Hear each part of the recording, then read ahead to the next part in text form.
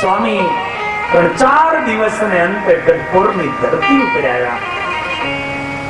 અને ગઢપુરની ધરતી ઉપર જ્યારે સ્વામી પહોંચ્યા અને એ ટાઈમ ઉપર એ જ સમય ઉપર મહારાજ આ બાજુ ભગુજીને બોલાવ્યા. ભગુજી, હા મહારાજ. ભગુજી, જાઓ, દરવાજે બેસી જાઓ. જી મહારાજ. ભગુજી હાલવા લાગ્યા. મહારાજે બોલાવ્યા. ભગુજી, હા મહારાજ, અહીંયા આવો. ભગુજી ત્યાં પહોંચ્યા. દેખો ભગુજી. હા મહારાજ. તમને શા માટે બેસાડું છું? કોઈ પણ હોય, અમારી સતત ના છે કોઈ પણ અંદર પ્રવેશવા ન દેશો, કોઈ પણ અંદર આવવા ન દેશો. અને કોઈ કહે, કહી દેજો મહારાજના દર્શન નહીં થાય, મહારાજ નહીં મળે. જી મહારાજ. ભગુજીને ક્યાં ખબર હતી કે સામે આજે એક દાંડીતુર બનેલી નદી એ સરિતા સાગરની અંદર મળવાને માટે જઈ રહી છે. એક પાગલ બનેલી એ સરિતા એ સાગર રૂપ સહજાનંદ સ્વામીમાં ભળવાને માટે જઈ રહી છે. અને એ સરિતાના પૂર જ્યારે આવે ને ત્યારે એના કિનારે ન જવાય. ભગુજી તો મહારાજની આજ્ઞાનું પાલન કરવાના માટે દરવાજા ઉપર ઉભા રહી ગયા. અને થોડી વાર થઈ અને મુક્તાનંદ સ્વામી એકદમ આવતા જોયા. સ્વામીના વસ્ત્રોની અંદર કોઈ કાંટાના ઝેડા ભરાઈ ગયેલા દેખાય. સ્વામીના શરીરની ઉપર ઝરડાઓના ઉઝરડાઓ દેખાય. સ્વામીના પગની અંદરથી રુધિર નીકળતું હોય એવું દૂરથી દેખાય. અને જાણે કે આકર વિકર થઈને આવતા હોય એવું દ્રશ્ય બન્યું છે.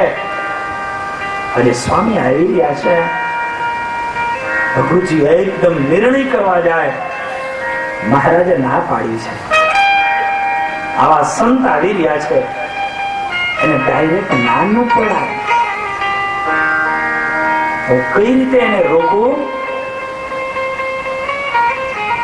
આજ્ઞાનું પાલન જરૂર કરજો જીવનમાં, પણ એમાં વિવેક દ્રષ્ટિ રાખજો.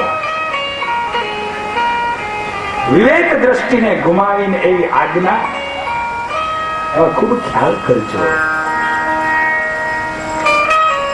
અધિક બની જશે ક્યારે. આજ સ્વામીની આ સ્થિતિ મુક્ત મુનિને આવતા જોઈ ભગુજીએ મનોમય નિર્ણય કરી લીધો. અને એ ભગુજી એકદમ પોતાના સ્થાન ઉપરથી ઉભા થઈ ગયા. અને એ ઉભા થઈ અને ભગુજી સ્વામીને દંડવત કરવા લાગ્યા. મુક્તાનંદ સ્વામી એકદમ વેગમાં આવી ગયા હતા અને એની સામે આજે ભગુજી દંડવત કરવા લાગ્યા. મુક્તાનંદ સ્વામી એકદમ આવીને ભગુજીના હાથ પકડી લીધા. ભગુજી ઉઠો, ઉભા થાવ. અરે પણ સ્વામી, સ્વામી સ્વામીના પગ પકડ્યા, સ્વામીનો ચરણ સ્પર્શ કર્યો, સ્વામીને વંદન કર્યા. સ્વામી બેસો તો ખરા. નહીં ભગુજી, મારા મહારાજની પાસે જ આવું છે. અરે સ્વામી, થોડી વાર તો કેમ એમ કહી દઉં કે મહારાજે જવાની ના પાડી છે. આ રૂપમાં આવનારા સંત અને એને જો આ રીતે એકદમ કહી દઉં અને કદાચ મને સાપ આપી દે તો ભલે હું મહારાજની આજ્ઞા પાડવા જઈ રહ્યો છું, પણ મારા જીવનું બગડી જાય. આ ન બની શકે. ભગુજીએ બે હાથ જોડ્યા. સ્વામી, સ્વામી થોડી વાર બેસો ને, હું મહારાજને જાણ કરી આવું કે સ્વામી આપના દર્શન કરવા માંગે છે. હા ભગુજી, જાઓ. સ્વામી ત્યાં ઉભા રહ્યા અને એ સ્વામી ત્યાં ઉભા છે. ભગુજી ત્યાંથી ગયા, અક્ષરવરડીના પગથિયા ચડ્યા. મહારાજ ઢોલિયામાં સુતા સુતા કહે, ભગુજી આ મહારાજ કેમ આયા? મહારાજ મુક્તાનંદ સ્વામી આવ્યા છે. તો શું થયું? મહારાજ આપના ભગુજી કહ્યું નહીં, દર્શન નથી દેવાના, કહી દો જાઓ. અરે પણ મહારાજ મુક્તાનંદ, અરે મુક્તાનંદ હોય કે બ્રહ્માનંદ હોય, કોઈ બી હોય, કહી દેજો, દર્શન નહીં થાય. ભગુજી અક્ષર ઓરડીના પગથિયા નીચા ઉતરી ગયા, પગલા એના ધીમા પડી ગયા, મનમાં વિચાર કરવા લાગ્યા. મહારાજના શબ્દોથી ક્યારેય સ્વામીને ન કહી શકાય કે સ્વામી મહારાજે ના પાડી છે, આકરા થઈને કહ્યું છે એવું ન કહી શકાય, કારણ કે એમનો વેગ મેં જોયો છે. ભગુજી આજે આવ્યા, મુક્તાનંદ સ્વામી ઉભા થઈ ગયા. ભગુજી હું જાઉં છું. અરે સ્વામી, સ્વામી પણ શું છે બોલને. સ્વામી મહારાજ, મહારાજ પણ ભગુજી શું છે મહારાજ, શું કહ્યું મહારાજે. ભગુજી ધીરે ધીરે બોલે, સ્વામી, સ્વામી પણ મહારાજે કહ્યું. પણ શું કહ્યું ભગુજી, બોલતો ખરો, શું કહ્યું મહારાજે. સ્વામી મહારાજે કહ્યું છે હમણાં દર્શન નહીં થાય. એવી વિવેક ભરેલી દ્રષ્ટિથી આજે સ્વામીને શાંત કરવા માટે ભગુજી બોલી રહ્યા છે. ભગુજીની આંખ પણ ભીની બની ગઈ છે અને મુક્તાનંદ સ્વામી ભગુજીની સામે જોઈને કહે, ભગુજી પણ તું મહારાજને કહે ને મુક્તાનંદ સ્વામી આવ્યા છે. અરે સ્વામી, સ્વામી પણ બોલને શું છે. સ્વામી મહારાજે એવું કહ્યું કે મુક્તાનંદ હોય કે બ્રહ્માનંદ હોય, કોઈ બીને કહી દેજો મહારાજના દર્શન નહીં થાય. અને આજ અતિ પાગલ બનેલી એ સરિતા મહારાજને મળવાને માટે આવી રહેલી હે સરિતા, અને એ નીર આજે ઉછળ્યા પ્રેમના. અને ભગુજીની સામે જોઈને કે ભગુજી, ભગુજી એ મહારાજ મને દર્શન દેવાની ના પાડે છે. અને પ્રેમનો વિસ્ફોટ થયો, અતિ પ્રેમ હતો અને ભગુજીના મુખમાંથી શબ્દો નીકળી પડ્યા. આજે મુક્તાનંદ સ્વામીના મુખમાંથી શબ્દો નીકળી પડ્યા, ભગુજી એને હું આજનો નહીં, એ કાર્યને હું યુગોથી ઓળખું છું, યુગોથી ઓળખું છું, આજનું નહીં. અને મુક્તાનંદ સ્વામીના મુખમાંથી શબ્દો નીકળે, ધરનો એ છે રે દૂત પડામાં પૂરો, ધરનો એ છે દૂત પડામાં પૂરો, ધરનો એ છે દૂત પડામાં પૂરો, ધરનો એ છે દૂત પડામાં પૂરો. તુમ જાને કોઈ દોષ ન દેજો, તુમ જાને કોઈ દોષ ન દેજો, તુમ જાને કોઈ દોષ ન દેજો, તુમ જાને કોઈ દોષ ન દેજો.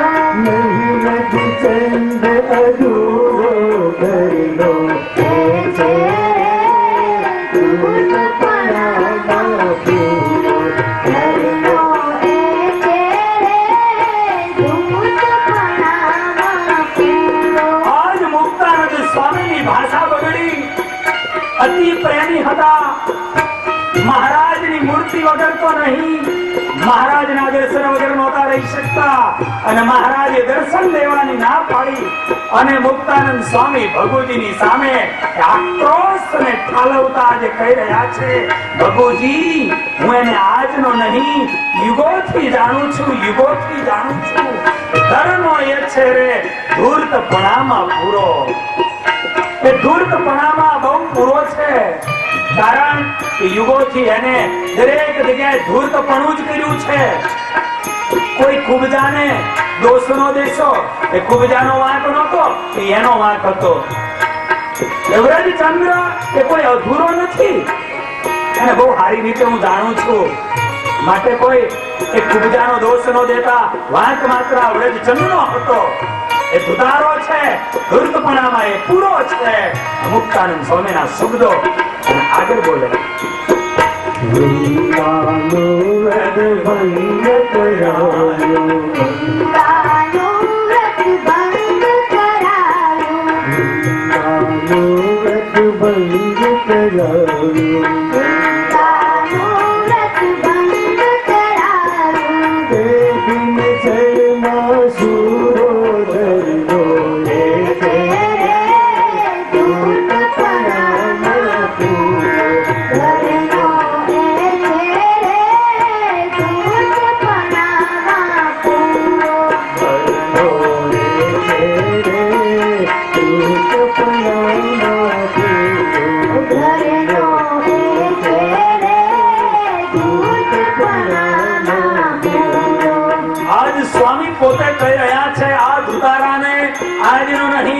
યુગોથી જાણું છું, વૃંદાના વ્રતને ભંગ કરાવનાર જો કોઈ હોય તો એ આ હતો. વૃંદાની સામે જરાસંધ, એનો પતિ જાલંધર, એ જાલંધરનું સ્વરૂપ લઈ અને આ ગયું તો, અને એ વૃંદાનું પતિવ્રતપણાનું જે વ્રત એનો આને ભંગ કરાયો હતો. હું આને જાણું છું. અને હા ભગુજી, યુગોથી જાણતો તો આજે મને ખબર પડી કે લોજની ધરતી ઉપર આવ્યો હતો ને, અને ગુરુદેવે જેથી કહ્યું હતું, અને ત્યારે મેં સરજુદાસ બનાવીને એને રાખ્યા હતા. અને તે દિવસે હું એમ કહું, સરજુદાસ છાણ વીણી આવો. જી સ્વામી. સરજુદાસ ચીભડા લઈ આવો. જી સ્વામી. સરજુદાસ આ પત્રાવળી ઉઠાવી લ્યો.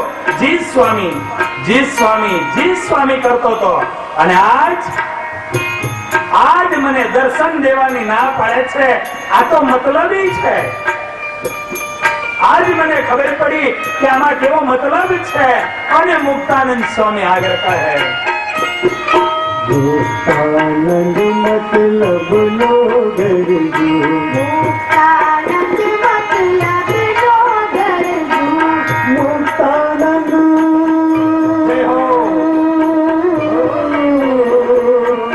મુક્તાનંદ મતલબ નો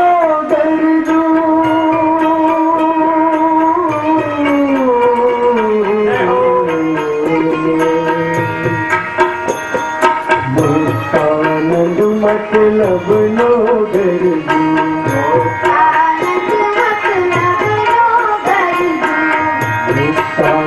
મતલબ નો ગરજુ, મુક્તાનંદ મતલબ નો ગરજુ, ગંજ સરી ગૂઢો કરલો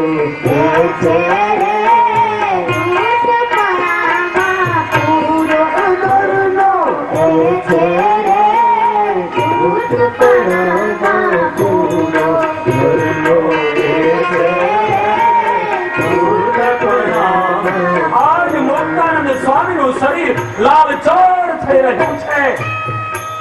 મુક્ત મુનિ આક્રોશ વ્યક્ત કરી અને ભગુજીની સામે કહી રહ્યા છે, ભગુજી, અને આજનો નહીં, હું યુગોથી જાણું છું. અને એ જ્યારે લોજની ધરતી ઉપર આવ્યો હતો ત્યારે હવે મને ખબર